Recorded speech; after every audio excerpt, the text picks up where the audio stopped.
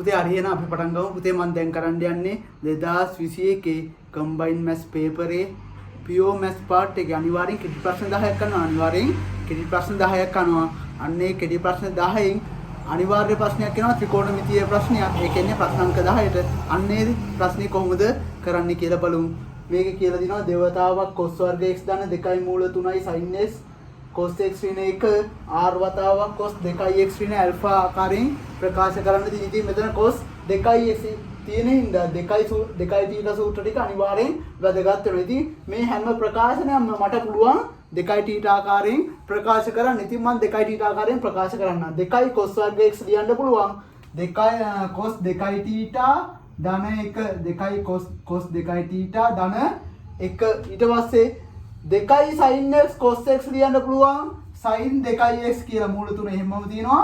sin 2x කියලා ලියමු. sin 2x ඍණ 1 එහෙම වෙනවා. ඊට පස්සේ ධන 1ට ඍණ 1 කැපිලා යනවා. ධන 1ට ඍණ 1 කැපිලා යනවා. එනවා උත්තරේ cos මෙතන x cos 2x ධන මූල 3යි sin 2x.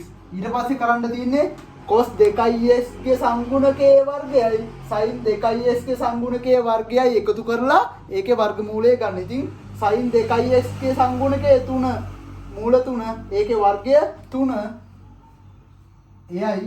ඊට පස්සේ cos 2x ගේ සංගුණකයේ 1 ඒකේ වර්ගය ධන 1න් ඒ දෙන්න එකතු කරලා ඒකේ වර්ගමූලය අරගෙන ඒකේ වර්ගමූලය ඉන්නේ 3යි 1යි 4යි 4 මූල කියන්නේ 2යි. අන්නේ දෙකෙන් මෙන්න මේ ප්‍රකාශනය බෙදාගෙන යනවා. cos බෙදාගෙන යනවා. cos 2x ධන මූල 3 බෙදීම 2යි sin 2යි. එහෙම ඕනම ප්‍රකාශනයක් ඒ කැමති විදිහට දෙකෙන් බෙදන්න බෑ. එයාව අහුසි වෙන්න අනිවාර්යෙන් දෙකෙන් ಗುಣ කරන්න ඕනි. එයාව අහුසි වෙලා යන්න.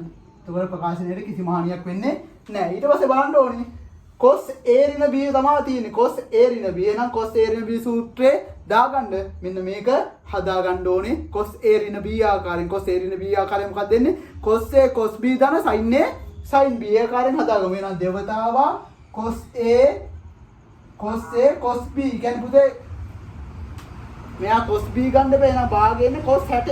එහෙනම් cos 60 5 බෙදීම 3යි ධන sin a sin b sin 60 sin 60 කියන්නේ 5 බෙදීම 3යි. ඕම එනවා.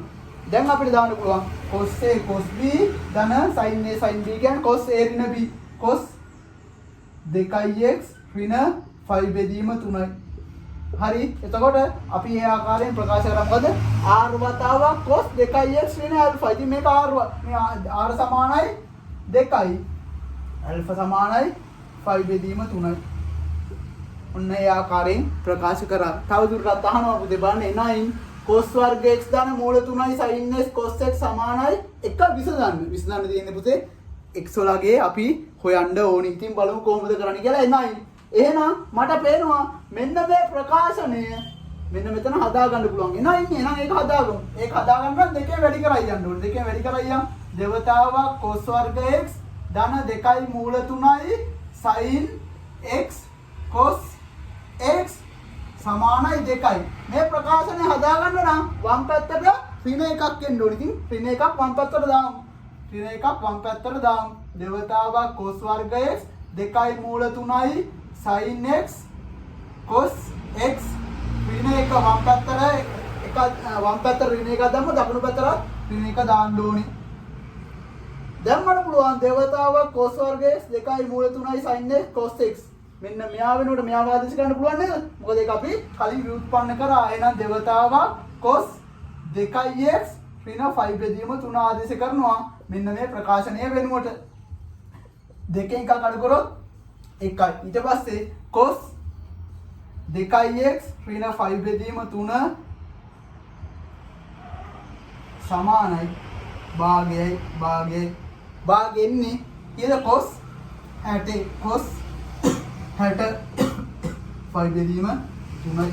ඊට පස්සේ cos θ සමානයි cos alpha නම් මම පොදු විසඳුම් දන්නවා. cos θ සමානයි cos alpha නම් θ සමානයි 2n5 ධන හෝ ඍණ 5 බෙදීම 3යි. ඉතින් මෙතනදී 2x සමාන x වලනේ අගය ගන්න ඕනේ 2x උත්තර කරමු. ධන හෝ ඍණ 5 බෙදීම 3 ධන 5 බෙදීම 3. ඊට පස්සේ x උත්තර කරමු. දෙකෙන් බෙදාගෙන යමු. n5 ධන හෝ ඍණ 5 බෙදීම 6 ධන 5 බෙදීම 6 මෙහි NIT ඉතින් මෙහෙමයි 2021 ප්‍රශ්නේ කරන්නේ. අපි ඊගාවට යමු 2020 ප්‍රශ්නෙට.